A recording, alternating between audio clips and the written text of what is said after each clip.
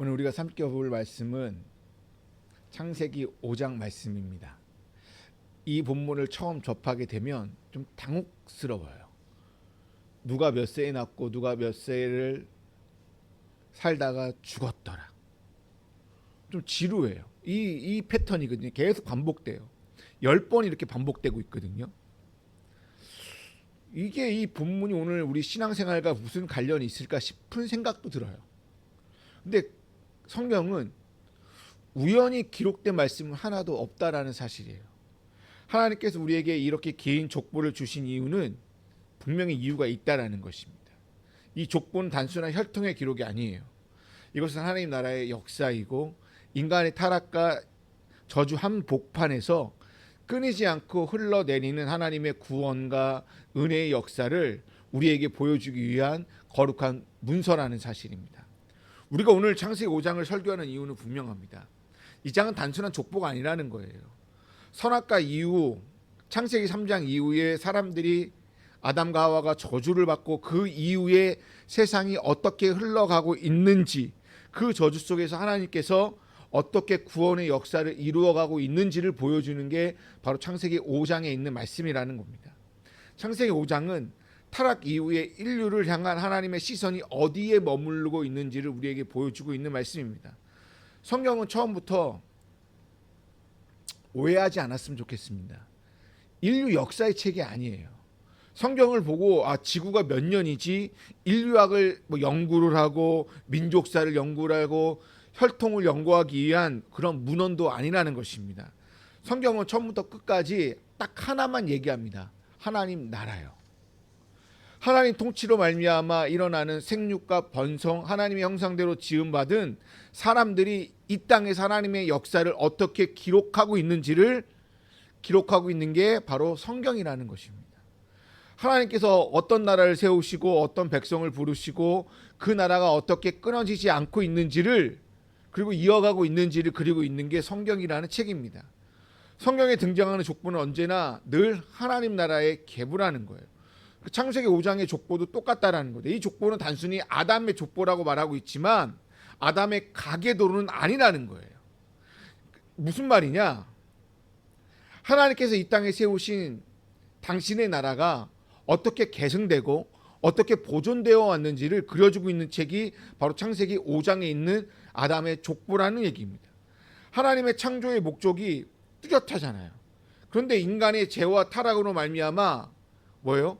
우리는 죽을 수밖에 없고 저주를 받을 수밖에 없고, 그리고 수고하여 땀을 흘릴 수밖에 없고, 여성들은 임신의 고통을 당할 수밖에 없었답니다.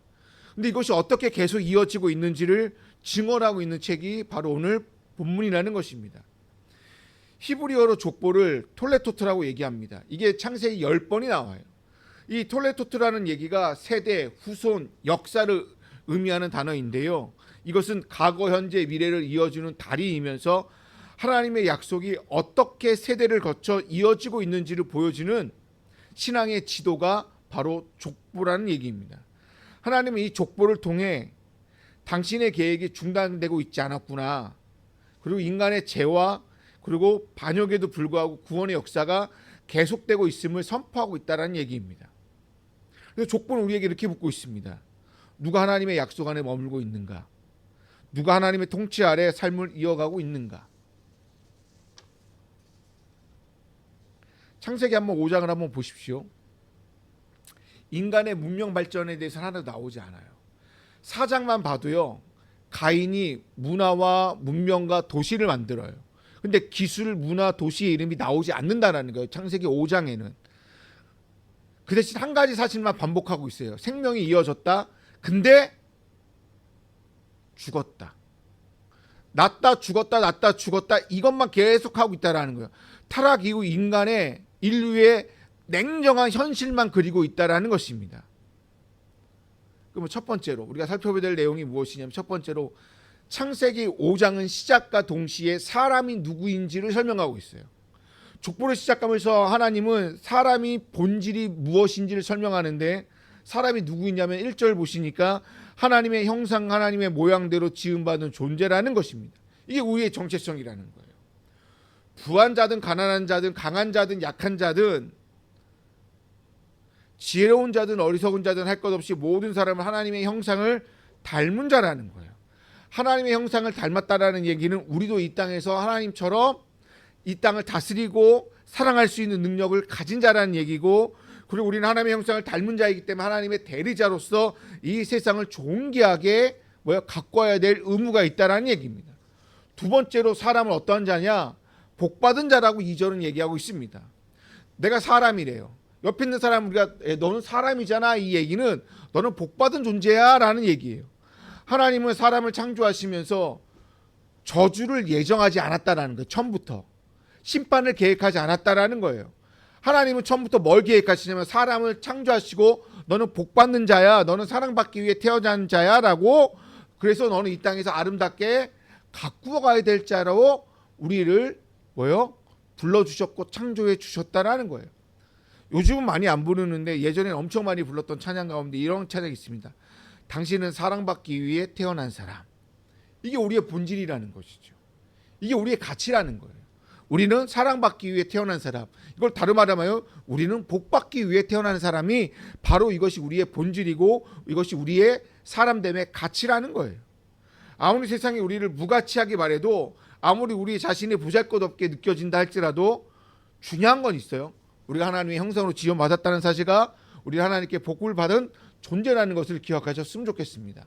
그게 두 번째로, 여기서 질문이 하나 생겨요. 왜 아담의 조건은 첫째 가인이나 둘째 아벨로 이어지지 않고 왜 셋째인 셋으로 이어지고 있을까? 우리는 창세기 4장에서 이제 매일 성경에서 묵상하셨으면서 이제 보셨잖아요. 가인과 아벨의 이야기를 읽었을 것입니다. 가인은 동생 아벨을 시기하여 질투하였습니다. 그리고 하나님께 저주를 받아 떠돌이가 되었고, 하지만 가인은 문명을 만들었고 도시를 만들었고 문화를 만들었어요. 그리고 음악도 만들었습니다. 그러나 그 문명은 하나님이 없는 문명이었습니다. 아벨은 어떻게 되었습니까?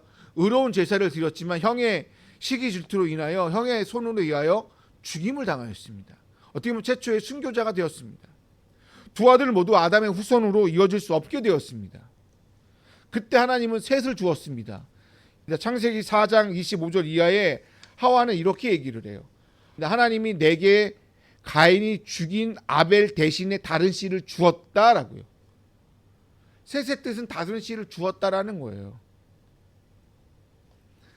하나님은 죄로 인해 끊어질 수밖에 없었던 이 약속의 계보를 셋째인 셋을 통하여 다시 세우고자 하는 거예요. 그럼 셋의 후손들은 누구입니까? 여기서 창조적인 관점과 구속적인 관점이 같이 나와야 돼요. 셋의 후손은 누구입니까? 라고 했을 때 창조적인 관점을 봤을 때는 그들은 하나님의 형상대로 생육하고 번성하라는 창조적인 명령에 순종하며 살았던 자들이에요. 그렇기 때문에 창세기 4장 26절에 이렇게 기록하고 있습니다. 셋도 아들을 낳고 그의 이름을 에노스라 하였으며 그때의 사람들이 비로소 여호와의 이름을 불렀더라. 셋의 후손들은 하나님을 예배하는 자들이라는 거예요. 그때부터 하나님의 나라가 임하게 되었다라는 얘기입니다. 이게 창조적인 관점이에요. 두 번째로 구속적인 관점은 뭐냐면 하나님의 구속의 약속을 붙잡은 사람들이라는 거예요. 우리가 잘 아는 묵상하셨잖아요. 창세기 3장 15절에 하나님은 타락한 인간에게 최초의 복음을 주십니다. 여자의 후손이 뱀의 머리를 상하게 될 것이다 라고요. 죄인을 구원하시려는 하나님의 계획은 셋의 후손들을 통하여 계속 약속으로 이어지게 되었다라는 거예요. 그래서 셋의 후손으로 누가 나와요? 다윗이 나오게 되고 아브라함이 나오게 되고 그 후에 한참 뒤에 예수 그리스도가 나와서 예수 그리스도가 뱀의 머리를 상하게 되었다라고 성경은 기록하고 있다라는 것입니다. 이게 구속적인 관점이라는 거예요. 그러니까 그들은 자녀를 낳고 기르면서 하나님의 약속을 다음 세대에 계속 전하며 살았다라는 거예요. 어떠한 약속을요? 바로 이 최초의 복음인 창세기 3장 15절 여자의 후손이 뱀의 머리에 상하게 될 거다라는 이 복음을 후손들에게 계속 전하며 살아갔다라는 거예요. 그러나 이 아름다운 족보에 어둡고 무거운 그림자가 드려져 있다라는 것입니다. 이게 무엇이냐면 다 죽었다라고 되어져 있습니다. 누구를 낳고 몇 년을 살고 그리고 죽었더라. 이 반복되는 패턴, 죽었더라. 이거는 창세기 3장에 저주가 현실이 되었음을 보여주고 있습니다. 하나님께서 아담에게 뭐라고 얘기하셨냐면 너가 흙에서 취함을 받았으니 흙으로 돌아갈 것이다 라고 얘기해요. 하나님의 형상대로 우리가 지음을 받았고 복받은 존재임엔 불구하지만 결국 우리는 죽음 앞에서 무릎 꿇을 수밖에 없는 연약한 존재라는 것입니다. 더욱 안타까운 것은 그들이 900 몇 년을 살고 막 몇십 년, 몇백 년을 살았다는 게 중요한 것이 아니라 다 오래 살았음에도 불구하고 그들은 죽음을 피할 수 없었다라는 거예요. 이 반복되는 죽었더라는 것은 우리에게 무엇을 말하냐면 인간의 한계예요. 우리는 죽을 수밖에 없고 죄의 대가는 사망이라는 이 중요한 진리를 우리에게 창세기 5장은 말해주고 있다는 것입니다. 우리가 아무리 선하게 살아도, 아무리 하나님을 경외하며 살아도, 아무리 예배를 드리고, 아무리 하나님께 우리가 복받은 존재 할지라도, 아무리 내가 오래 살고 장수한다 할지라도 육체의 죽음은 피할 수 없다라는 것입니다. 죄가 이 세상에 들어온 이후 죽음은 모든 인간의 운명이라는 것입니다. 그런데 반전이 일어나요. 여기서 다 죽었음에도 불구하고 하나의 반전이 일어나는데 죽음의 행진 가운데 누군가 한 명이 이것을 딱 멈추는 사람이 있어요. 이것이 바로 에녹이라는 사람인데 21절에서 24절에 있는 말씀을 볼까요? 에녹은 65세에 무두셀라를 낳았고 무두셀라를 낳은 후 300년을 하나님과 동행하며 자녀들을 낳았으며 그는 365세를 살았더라. 에녹이 하나님과 동행하더니 하나님이 그를 데려가심으로 세상에 있지 아니하였더라. 다른 사람들은 모두 죽었다라로 끝났는데 에녹만은 달라요. 에녹은 죽지 않았습니다. 그 대신 뭐예요? 동행이라는 말로 마무리하고 있다라는 것입니다. 죽었더라 대신 하나님이 그를 데려가심으로 세상에 있지 아니하였더라라고요. 히브리서 11장 5절은 뭐라고 얘기하고 있냐면 동행이라는 말을 이렇게 표현하고 있습니다. 믿음으로 에녹은 죽음을 보지 않고 옮겨졌으니 하나님이 그를 옮기심으로 다시 보이지 아니하였느니라. 여러분, 이것은 우리도 죽을 수밖에 없는 연약한 존재이잖아요. 그럼에도 불구하고 희망의 빗줄기가 에녹을 통하여 보여주었다라는 것입니다. 에녹은 우리가 어떻게 살아야 되는지를 우리에게 가르쳐주고 있어요. 에녹은 특별한 능력이 있는 사람이 아닙니다. 에녹이 오래 살았나요? 아니요. 기적을 행하는 자인가요? 왕이었나요? 제사장이었나요? 선지자였나요? 아무것도 아니었습니다. 그냥 평범한 시민이었습니다. 근데 에녹은 하나님과 동행하였대요. 이 동행하다는 히브리어 단어가 하라크라는 단어인데 이것이 걷다, 함께 가다라는 의미를 갖고 있습니다. 그러니까 에녹은 365년 동안 뭐예요? 하나님과 걸어간 거예요. 하나님과 함께 그냥 간 거예요. 함께 살아갔다고요. 그의 모든 순간 하나님 함께 계셨고 그의 뜻에 순종하며 살았다라는 게 이것이 에녹의 비밀이에요. 우리가 여기서 배워야 될 진리는 무엇이냐면 우리도 죽을 수밖에 없지만 에녹처럼 하나님과 동행하기 위해서는 뭐 해야 되냐? 그냥 하나님과 걸어가야 된다는 거예요. 어떻게 하면서? 말씀과 함께, 어떻게 하면서? 기도와 함께, 어떻게 하면서? 찬양과 함께 그냥 하나님과 걸어가는 거예요. 육체의 죽음을 넘어서는 참된 생명, 영원한 생명은 하나님과 동행 속에 있다는 것을 에녹을 통하여 말해주고 있어요. 에녹 우리에게 뭐라고 얘기하냐면 야야, 죽음이 마지막이 아니다. 하나님과 동행하는 자는 죽음 저 너머에 하나님께로 가는 통로가 있다. 그것이 뭐냐? 하나님과 동행하는 길이다 라는 거예요. 더욱 놀라운 것은 에녹의 동행이 에녹으로 끝나지 않고요. 그 뒤에 후손인 노아로 이어진다는 사실입니다. 창세기 6장 9절입니다. 노아는 의인이요 당대의 완전한 자라. 그는 하나님과 동행하였으며 라고요. 증조 할아버지인 에녹이 하나님과 동행하였어요. 근데 증손자인 노아도 하나님과 동행하였다라는 것입니다. 그럼 에녹과 노아의 사이에 있는 이 4대 사이에 뭐 했다라는 거예요? 이들은 어떻게 하면서 살아야 되는지를 에녹 할아버지를 통하여 배우면서 살아갔다라는 거예요. 이것은 우연이 아니라는 겁니다. 하나님은 에녹과 노아를 통해 우리가 어떻게 살아가야 되는지를 보여주고 있다라는 것입니다. 우리의 삶은 단절된 개인이 아니라는 거예요. 신앙의 계보를 통하여 계속 서 있는 존재라는 것입니다.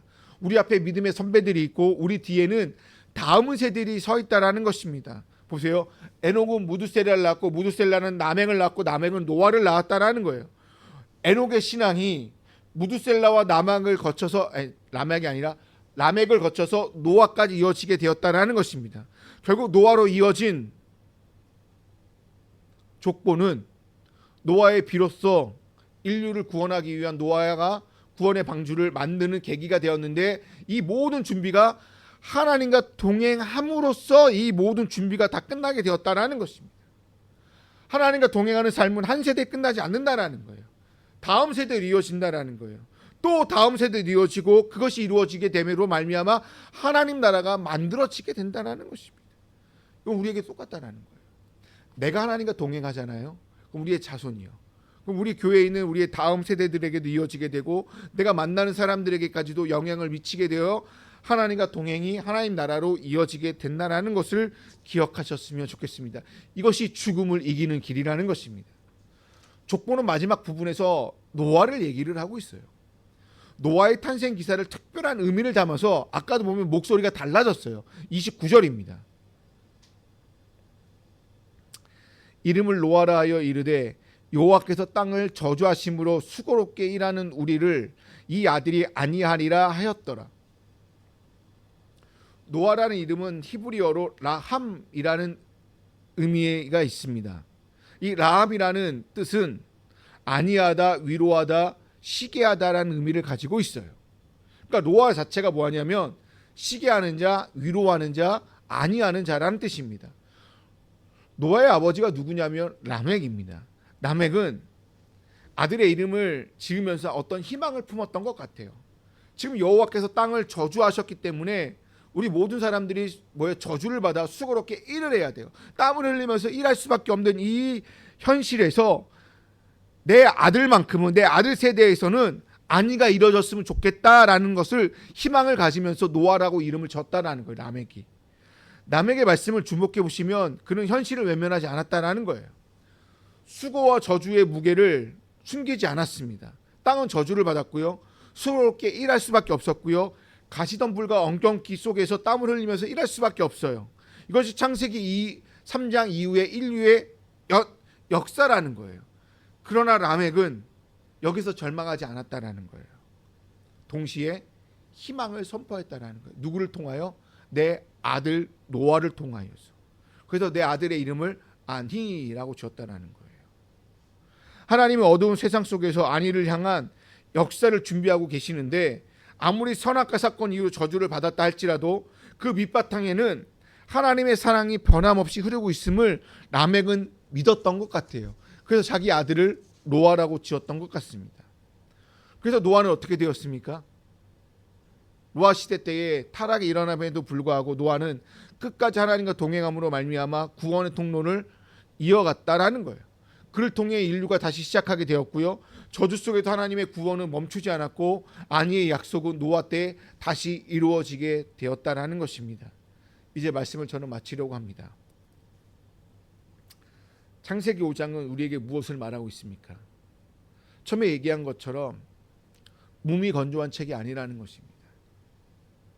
5장에서 무엇을 설교할 수 있을까? 저도 처음엔 고민을 많이 했는데 이 긴 족보를 통해 하나님은 우리에게 무언가를 말해주고 있다라는 것입니다. 창세기 5장은 죽음의 족보가 아니라 하나님 나라의 생명의 이야기를 이어가고 있는 생명의 족보라는 것입니다. 그리고 사람이 누구인지를, 사람이 어떠한 가치가 있고 어떠한 존재인가를 우리에게 가르쳐주고 있고요. 죽음이 반복되는 역사임에도 불구하고 하나님의 약속은 멈추고 있지 않고 동행하는 사람을 통하여 세우시고, 그리고 마침내 우리에게 이 땅에 쉼을 우리에게 준비하고 있다라는 사실입니다. 오늘 사는 우리에게 이 계보 위에 저와 여러분이 서 있는 줄로 믿습니다. 죽음의 현실 앞에서 하나님 앞에 동행함으로 하나님 나라를 이어가는 저와 여러분이 다 되시기를 주님의 이름으로 간절히 축원드립니다.